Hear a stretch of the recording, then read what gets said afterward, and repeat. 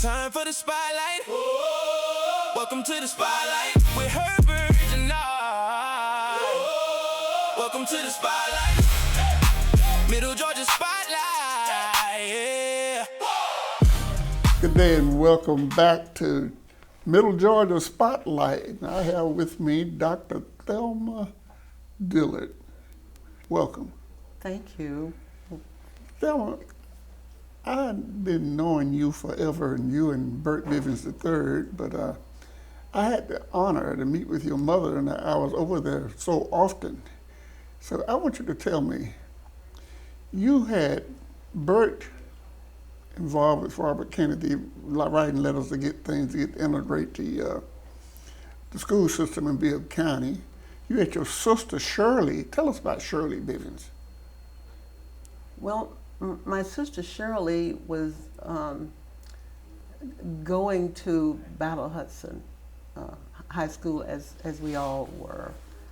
And after my brother integrated the schools, Mom, we were involved with NAACP, and when they talked about integrating the whole school system, then that's when Mom wanted to be a part of that, because when Bert went, they only did just a part of the school he went to. So Mom, The vocational school system. Yes, vocational school. Okay. And so he integrated, and he was the first to integrate the school system. So then Mama decided that she would get with the NAACP and sign the suit, because they were trying to get people to sign. And she signed for my sister Shirley to integrate the schools. And the suit was named Shirley Bivins versus the Bibb Board of Education.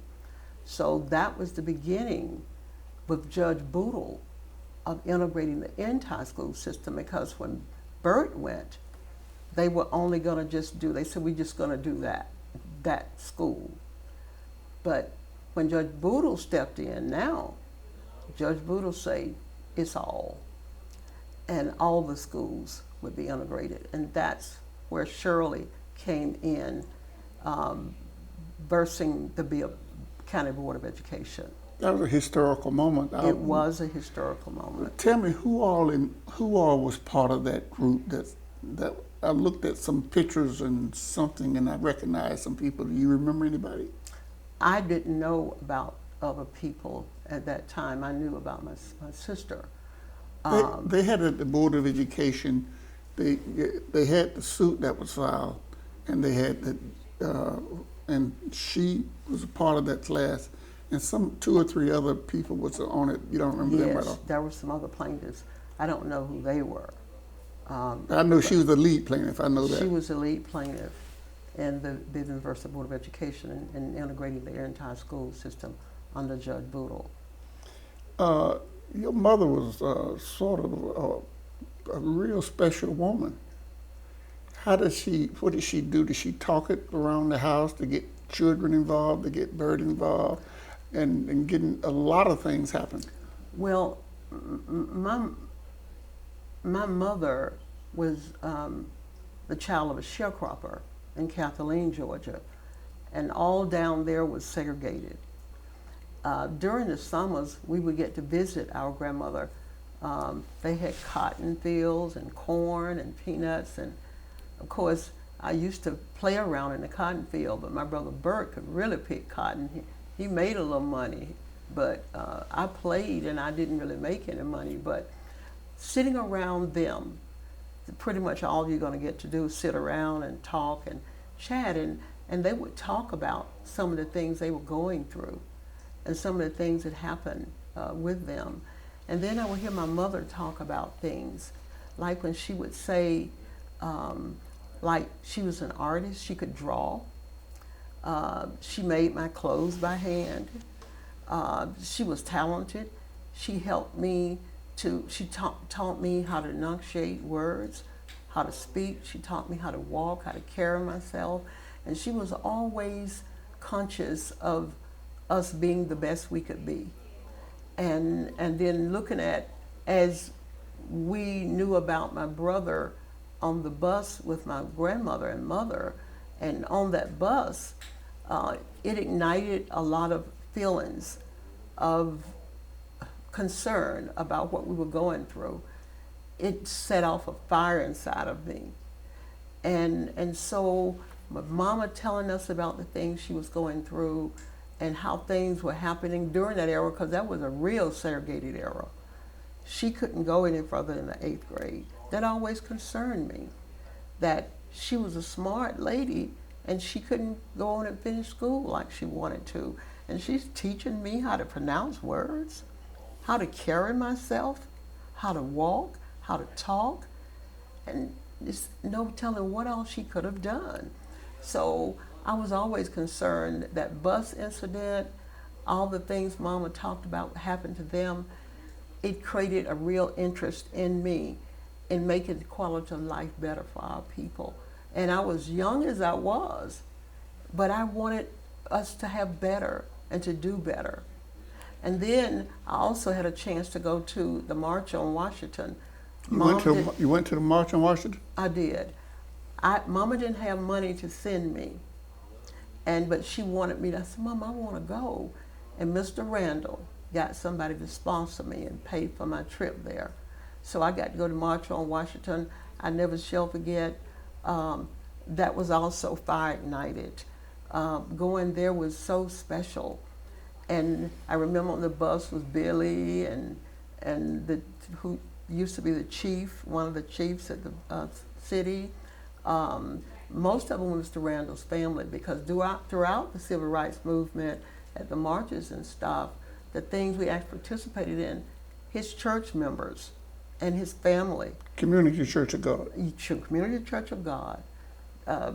They would get involved. His pastor, all of them would be involved, because then black people didn't just get up and get involved and do things. They stood on the sideline a lot, and there were just basic people who were really into doing things.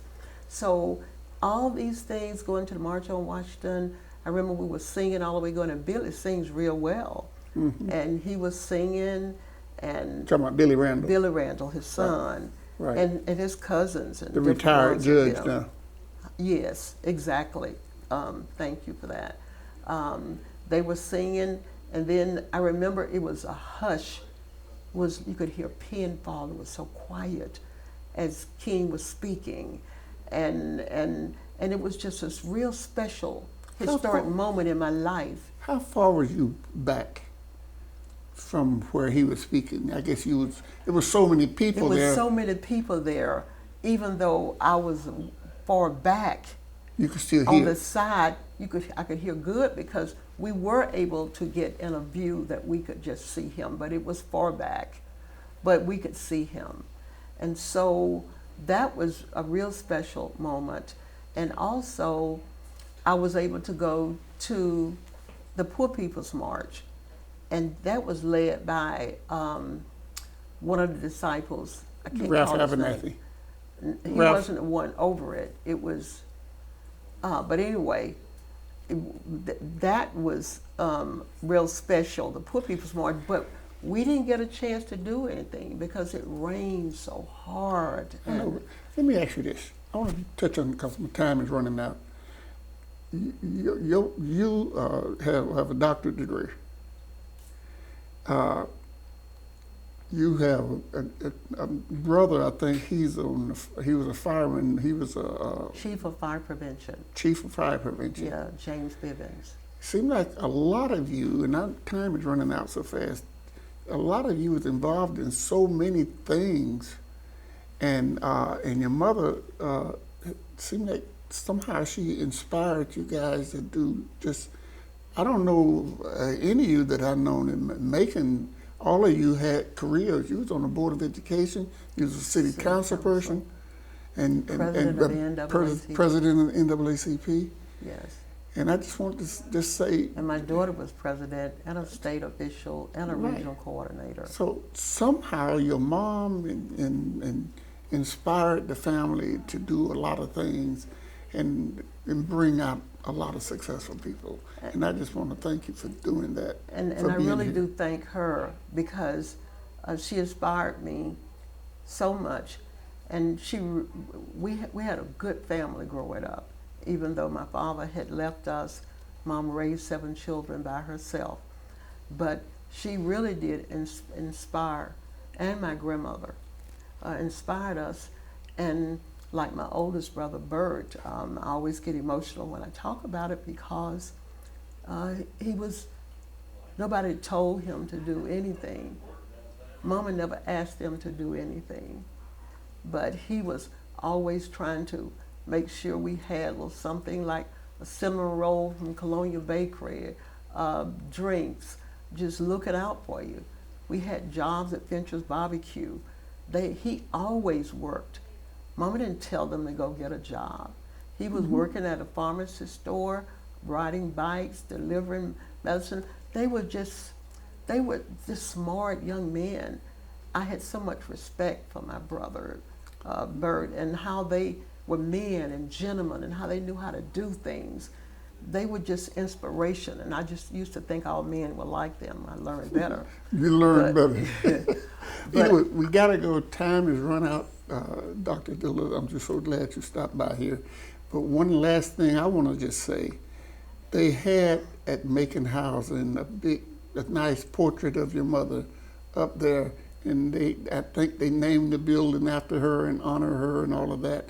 And somehow, Hester Bivins Youth Center. right, the Hester Bivins Youth Center. Yes. Somehow we want to get that name back at their new location or somewhere to be recognized, because she was some kind of person. Well, I actually had meetings with the present director, the one prior to. I asked them to let me keep the portrait. I had a portrait done by Mr. Stroud. I sent you that for them. So I went back to ask if they would just let me keep it until they decided what to do. And she said he would look for it. Well, once he left and another director came, the one now, I met with him several times.